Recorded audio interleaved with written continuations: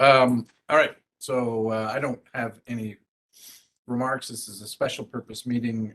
Initially, we were going to be dealing with some seniors housing transition matters, but negotiations are continuing, come down to the last minute. I mean, they're proceeding successfully and appropriately, but we'll be calling a special meeting to deal with approval of transitional matters related to that your future point. So to the extent that is of interest to members of the public, we will be providing notice of that and doing that at a separate meeting. The agenda for this is now focused on regional restart matters. And in that regard, any conflict of interest of any director? Hearing none, can I get approval of the circulated agenda? Thank you, Adele. Seconded. Nick, Craig, all those in favor? Carried. So with that, we will proceed with the restart item. I guess that's over to you. Who might, is that you, Jag, or is that going to Sheila? To Sheila, please. Thank you, Chair Murphy. Great. Thanks, Sheila. Through you, Mr. Chair, we're very pleased today to present a regional restart report to the board. It's been a long haul with COVID. Back 2 years ago now, we activated our EOC, aligned ourselves with the City of Toronto's emergency response process procedures, consistent with public health recommendations. We've had a very close working relationship throughout the pandemic with Toronto Public Health. We closed our service hub offices to walk-in visitors, shifted many operations to emergency teleworking, although I will say that our frontline team, our 416 team, were present and active in all our buildings every day throughout the pandemic. And for that, we thank them. The impact that remote working had on our frontline services, particularly in two areas of service that are delivered through our tenant service coordinators, vacancies. We had issues with supply chain in regards to doing unit turnovers to facilitate filling vacant units. We have also, without having frontline teams directly on site to be able to show units and sign leases, that also had an impact on our vacancy level. We've worked with the city, with our service manager. We've initiated several programs during the pandemic to respond, to be as effective as we can. We've held virtual rent campaigns. We initiated with the city rapid rehousing program, which provided furniture and additional supports to tenants coming to us through the shelter system.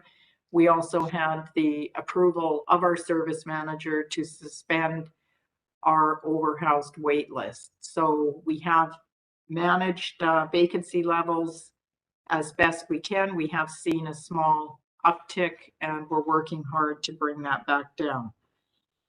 Arrears, with the eviction moratorium on arrears that we imposed in December 2020, with an extension of the moratorium by our CEO until the start of the third stage of the provincial reopening plan, and a decision in the later half of 2021 to continue with that moratorium. We have witnessed a significant increase in arrears across the portfolio.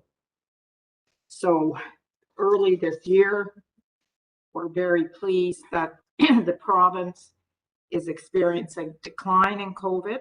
And with that, we've seen phased recovery initiating, lifting capacity limits. It's enabled us to put our own recovery plan together. Pardon me. And we initiated that recovery March 7th of this year, very recently, when, much to the relief of tenants and frontline staff, we've reopened community spaces for community use across the portfolio. Those regional tenancy management teams that I spoke to a few minutes ago will officially be returning to in-person service delivery starting on April 4th. We're going to take a couple of weeks to get our hubs fully operational, and hubs will be opening to in-person tenant services on April 19th of 2022 of this year, so very shortly. This will enable us to do in-person showings, viewings, lease signings, more meetings directly with tenants around arrears, just that we'll be in a better position to manage those local issues. We do want to bring to your attention that the CEO will be lifting the moratorium on evictions for arrears for a subset of individuals who are in a position to pay rent that have chosen not to. So we are launching a very careful review of our tenancies. The subset of tenants that we are moving forward with an eviction restart plan are those tenants who have a demonstrated ability to pay rent through their annual rent review process. They have arrears in excess of $10,000. Their files have been reviewed by OACH, and there are imminent expiry dates looming for orders that are currently in place. As a result of that review across the entire portfolio, we've identified 19 cases that we will be moving forward with this phased approach to lifting of the moratorium on evictions. These 19 cases have not paid their rent for a considerable period of time. The arrears range from $11,000 to $47,000, and we will resume the process. Again, very carefully, we're going to be providing a final opportunity for these tenants to resolve arrears. We sometimes find that when we move ahead and down the path issue the notice of eviction, that tenants do come forward and resolve their arrears. We'll be identifying and have identified immediate and post-eviction support needs for those tenants if they emerge, providing generalized support to those tenants. So we're utilizing that triaged and staggered approach to ensure that those that have the means to pay rent that have chosen not to will be moved out of housing, freeing up vacancies for tenants that are on the wait list. On vacancies, we continue to work with our service manager. We've identified a growing trend recently, very recently, in vacancies in bachelor units, and we're working with the service manager on several strategies to try and improve that. So with that, Mr. Chair, I'm happy to take any questions, and we're very pleased that we're able to move forward in a measured way and reopen services for our tenants across the portfolio.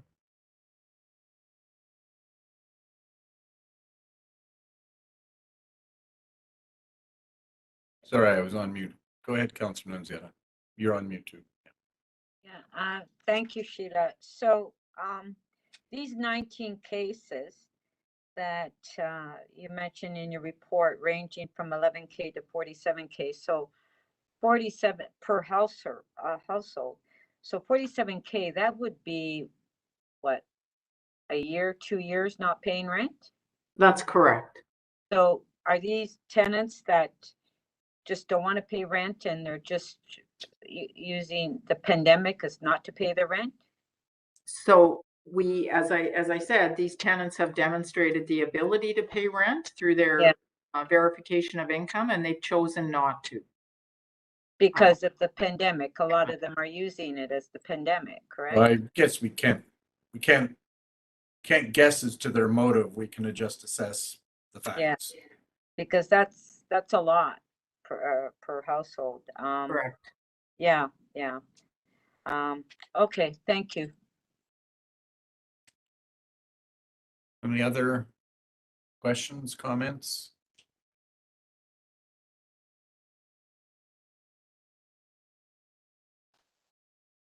Okay, so we need do we need a motion to approve, implement? What do we need there? Just a motion to receive. All right. Can I have a motion to receive? Nick, seconded by Marcel, all in favor? Carried. That was the only agenda item, so can I apply the same movers and vote to adjourning the meeting? Done. Thank you very much, everybody. Appreciate the morning and lunchtime. Enjoy the rest of your day.